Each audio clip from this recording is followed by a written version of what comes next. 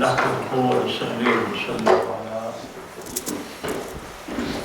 رسوله النبي الأمين المكين الحليم الرؤوف الرحيم. أما بعد فأعوذ بالله من الشيطان الرجيم. بسم الله الرحمن الرحيم. الحمد لله رب العالمين الرحمن الرحيم مالك يوم الدين. صدق اللہ مولانا العظیم. معزز حاضرین اکرام قدر، اللہ کا شکر ہے اس کی توفیق سے ہم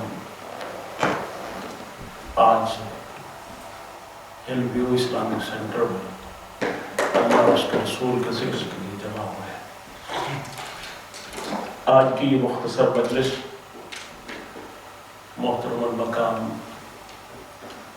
علامہ حافظ امتیاز علی صاحب کے نانا جان کی ایصال ثواب کے لیے ہے. اللہ رب العزت محترم حافظ امتیاز صاحب کے نانا جان کی بخشش و مغفرت فرمائے اور ان کے درجات بلند فرمائے. اللہ رب العزت کی رحمت بہت وسیع ہے جس کا تصور انسان اس دنیا میں نہیں کر سکتا، مگر اس کی بے شمار نعمتیں اور اس کی بے شمار نوازشات کو دیکھ کر اور پھر انسان اپنی کوتاہیوں کو، اپنی نافرمانیوں کو دیکھ کر یہ ضرور اندازہ لگا سکتا ہے کہ اس کی رحمت کتنی وسیع ہوگی کہ جس نے ہمارے تمام تر گناہوں کو دیکھ کر بھی کبھی کسی نعمت کا دروازہ بند نہیں کیا، اپنی نوازشات سے ہمیں محروم نہیں کیا. اللہ تبارک و تعالیٰ نے اپنا تعارف سورہ فاتحہ میں بڑے خوبصورت انداز سے کروایا ہے، اور اس سے بھی ہم اندازہ لگا سکتے ہیں کہ اس کی رحمت کتنی وسیع ہے، اس کی رحمت اور اس کا کرم کتنا عظیم ہے. اللہ تعالیٰ نے فرمایا کہ الحمدللہ رب العالمین، تمام تعریفیں اس کے لیے ہیں، اس اللہ کے لیے ہیں جو سارے جہانوں کا پالنے والا ہے. رب العالمین اس نے فرما کر اس کے اندر بھی اپنی رحمت کو بیان فرمایا ہے، کیونکہ پالنا، کسی کی پرورش کرنا، یہ کسی کے عمل کا نتیجہ نہیں ہے، یہ کسی کے عمل کا رسپانس نہیں ہوتا. بچہ جب چھوٹا پیدا ہوتا ہے تو ماں باپ اس کو پالتے ہیں، ان کو یہ معلوم نہیں ہوتا کہ یہ نیک بنے گا یا بد بنے گا، یہ فرما بردار بنے گا یا نافرمان بنے گا. وہ اس چیز سے ماورا ہو کر اس بچے کی لوک آفٹر کرتے ہیں، اس کو پالتے ہیں، اور اس کی تمام تر تکلیفیں اپنے اوپر وہ برداشت کرتے ہیں. اس لیے والدین کو مجازی رب بھی کہا جاتا ہے کہ والدین کیسے اپنے بچے کی پرورش کرتے ہیں. اور یہ انسان ہی نہیں بلکہ اللہ تبارک و تعالیٰ نے اپنی تمام تر مخلوقات میں اپنی ربوبیت کی جھلک رکھی ہے. جانور بھی اپنے بچوں کو کس محبت سے، کس پیار سے، کس افیکشن سے پالتے ہیں انسان تصور بھی نہیں کر سکتا. تو رب وہ ہے جو کوئی اس کی عبادت کرے یا اس کی عبادت نہ کرے، اس کو وہ پالتا ہے. اس کو کوئی مانے یا اس کا انکار کرے، وہ اس کو پالتا ہے. اور انسان کو یہ پتہ نہیں ہوتا کہ میرا بچہ میرا فرما بردار ہوگا یا نافرمان ہوگا، اس لا علمی میں انسان پالتا رہتا ہے۔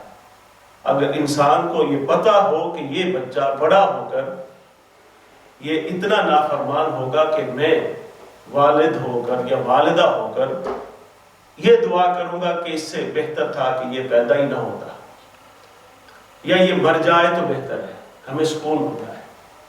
یہ انسان لا علم ہوتا ہے تو یہ سارا، اگر اس کو پہلے پتہ چل جائے تو کبھی پرورش نہ کرے، کبھی اس کو پالے نہیں، ایسا ہی ہے نا۔ مگر اللہ تبارک و تعالیٰ کا علم تو لامحدود ہے، اس کو ہر شے کا پتہ ہے کہ یہ انسان فرما بردار بنے گا یا نافرمان بنے گا۔ یہی تو بندے کی پرورش میں، ربوبیت میں، اس کے پالنے میں اور رب کے پالنے میں فرق ہے۔ رب سب کچھ جان کر بھی پالتا ہے، سب کچھ جان کر بھی پالتا ہے، سب کچھ دیکھ کر بھی پالتا ہے، کبھی کے دروازے بند نہیں کرتا۔ یہ الحمدللہ ہے رب العالمین۔ اب رب العالمین کی سب سے پہلی جو صفت اللہ تعالیٰ نے پھر بیان فرمائی وہ ہے الرحمن، بہت ہی رحم فرمانے والا، بہت ہی زیادہ رحم فرمانے والا، جس کی رحمت کی کوئی انتہائی نہیں ہے۔ رحمان اور کوئی نہیں ہے، یہ رحمان صرف رب کی صفت ہے۔ رحمان رب کی صفت ہے، اور رحمان کہتے ہی اس کو ہے جو اپنوں پر بھی رحم فرمائے اور پرایوں پر بھی رحم کرے، جو ماننے والے پر بھی رحم کرے اور نہ ماننے والے پر بھی رحم کرے، جو نیک پر بھی رحم کرے اور بد پر بھی رحم کرے، مومن پر بھی رحم کرے اور کافر پر بھی رحم کرے۔ تو رحمان، تو اللہ تبارک و تعالیٰ نے اپنی رب العالمینی کی پہلی صفت یہ بیان فرمائی کہ وہ رحمان ہے۔ اب یہ دو حصے ہو گئے نا، دیکھیے پھر تیسری صفت اللہ تعالیٰ نے پھر بیان فرمائی، وہ رحیم ہے، الرحمن الرحیم، کہ جو اس کو نہیں مانتے اس پر بھی ان کے کرم کے دروازے کبھی بند نہیں ہوتے، ان پر بھی نہیں ہوتے۔ اللہ تعالیٰ کا کرم ہمیشہ شامل حال رہتا ہے اور رحمتیں ان کو تھامتی رہتی ہیں، اور جو اس کے اپنے ہو جاتے ہیں ان کے لیے وہ رحیم ہے، ان کے لیے پھر اور زیادہ رحمتیں نشاور ہیں۔ جو اس کے اپنے ہو جاتے ہیں، جو اس کے ماننے والے ہو جاتے ہیں، ان کے لیے اور رحمتیں ہوتی ہیں۔ تو پھر دیکھیے آپ کتنی رحمت، تیسرا حصہ پھر رحمت کا ہے، رب العالمین، اس کے اندر بھی رحمت۔ پھر دوسری صفت اللہ تعالیٰ نے اپنی بیان فرمائی، کیا؟ الرحمن، اس کے اندر بھی رحمت۔ پھر تیسرا حصہ بیان فرمایا رحیم، اس کے اندر بھی اللہ تعالیٰ نے اپنی شان رحمت بیان فرمائی۔ اب چوتھی صفت بیان فرمائی، وہ ہے مالک یوم الدین، کہ اللہ تبارک و تعالیٰ یوم حساب کا مالک ہے، یوم حساب کا مالک ہے۔ یہاں پر موڈ بدل گیا ہے، تین حصے رحمت بیان فرمائی اور یہ چوتھا حصہ ہے کہ وہ یوم حساب کا مالک ہے۔ آئے دیکھتے ہیں ذرا اس کا یوم حساب، جی اس میں کیسے مالک ہے، اس کی ملک، وہ ملک ہے، وہ شہنشاہ ہے، وہ بادشاہ ہوگا۔ لمن الملک اليوم کی آوازیں اس دن بلند ہوگی۔ اس دن کسی کو جرت نہیں ہوگی کہ اس کے سامنے کوئی ایک کلمہ بھی عرض کر سکے، اس کی اجازت کے بغیر کوئی بول سکے، نفسا نفسی کا عالم ہوگا۔ اس کا فرمایا کہ مالک یوم الدین، وہ یوم الدین یعنی یوم حساب کا، یوم قیامت کا مالک ہے، تاکہ ایک اکاؤنٹیبلٹی کا کانسیپٹ بھی ساتھ دیا جائے۔ اب اس دن کیا ہوگا؟ اس دن حشر نشر جب ہوگا اور سب حضور اللہ کے حضور پیش ہوں گے، تو اللہ تبارک و تعالیٰ نے اس دن بھی ایک رحمتوں کا عجیب و غریب نظام جو ہے وضع کیا ہوگا، جس کو اس نے فرمایا نا کہ میں مالک یوم الدین ہوں، اس دن سب سے بڑی رحمت کا نظارہ تاجدار کائنات صلی اللہ علیہ وسلم کی شفاعت کا ہوگا. تاجدار کائنات کی اللہ کی رحمت ہوگی اور شفاعت مصطفیٰ ہوگی. وہ نظام ہے اس وقت اللہ تبارک و تعالیٰ جس اپنی رحمت کا نظام کا اجرا کرے گا نا, اجرا رحمت کا نظام جس کا اجرا ہوگا وہ شفاعت مصطفیٰ ہوگی.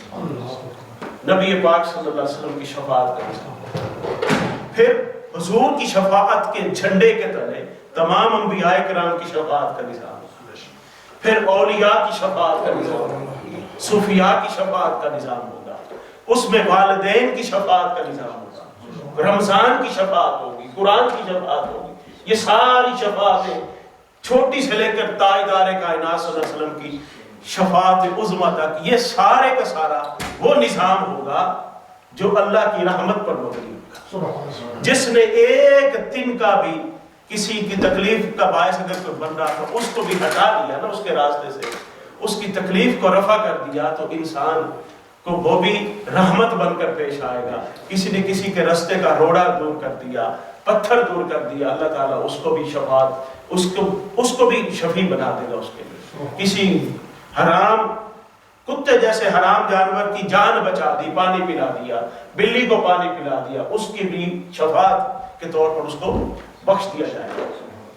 اب اندازہ کریں کہ اللہ تبارک و تعالیٰ جس کو اللہ تعالیٰ نے فرمایا مالک یوم الدین, اس میں کتنی رحمتوں کا اللہ تبارک و تعالیٰ نے ایک نظام بنایا ہے, اور کیسا وہ نظام کا اجرا شفاعت کی صورت میں ہوگا. اس کو فرمایا کہ اب دیکھیے نبی پاک صلی اللہ علیہ وسلم نے فرمایا, حدیث پاک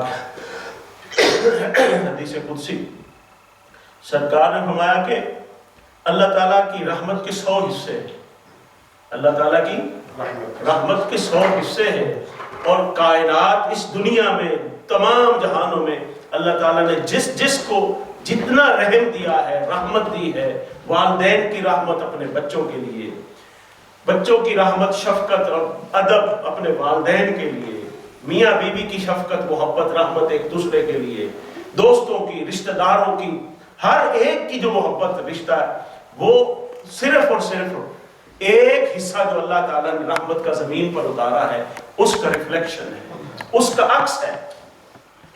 اور اللہ تعالیٰ نے 99 حصے رحمت کے اپنے پاس رکھے ہیں جو اللہ تبارک و تعالیٰ روز قیامت جس کو فرمایا مالک یوم الدین, اس دن ان کا اظہار فرمائے گا. آپ اندازہ کریں کہ وہ کتنا رحیم اور کریم, اور کتنا جس نے اپنے محبوب کو رحمت للعالمین بنایا ہے, اور ساری رحمتوں کا شہنشاہ ان کو بنا کر پھر فرمایا رحمتی وسعت, میری رحمت ہر شے پر وسیع, میری رحمت ہر شے پر وسیع ہے. تو انسان کتنا ناشکرہ ہے کہ اس کی بے شمار نعمتیں اور رحمتوں کا ادراک ہوتے ہوئے بھی پھر بھی اس کی طرف رخ نہیں کرتا, اس کی طرف رجوع نہیں کرتا, اور اپنے رب سے جو اتنا رحیم, اتنا کریم, اتنا کرم فرمانے والا ہے اس سے دور بھاگتا ہے. ابھی تو ہم دور ہو کر اس کی رحمتیں اتنی, اگر اس کے قریب آ جائیں اور اس کی رحمت کے طرف ایک قدم بھی ہم اٹھائیں تو اللہ تبارک و تعالیٰ کی رحمت 100 قدم آگے بڑھ کر ہمیں تھام لیتی ہے. اللہ تبارک و تعالیٰ ہمیں اپنی رحمت کا مستحق بنائے اور ہمیں حیا دے کہ ہم بھی اس کی رحمت کا ادراک کر سکیں, احساس اپنے اندر پیدا کر سکیں, اور اس کی نیک بندوں میں ہمارا شمار کیا جائے. آج کی یہ مجلس محترم حافظ صاحب کے نانا جان کی ایصال ثواب کے لیے ہے. اللہ تبارک و تعالیٰ ہماری یہ جو کلمات ٹوٹے پھوٹے میں عرض کیے ان کو ان کے نانا جان کے لیے ایصال ثواب کے طور پر ان کی قبر میں نور بنا. وما علینا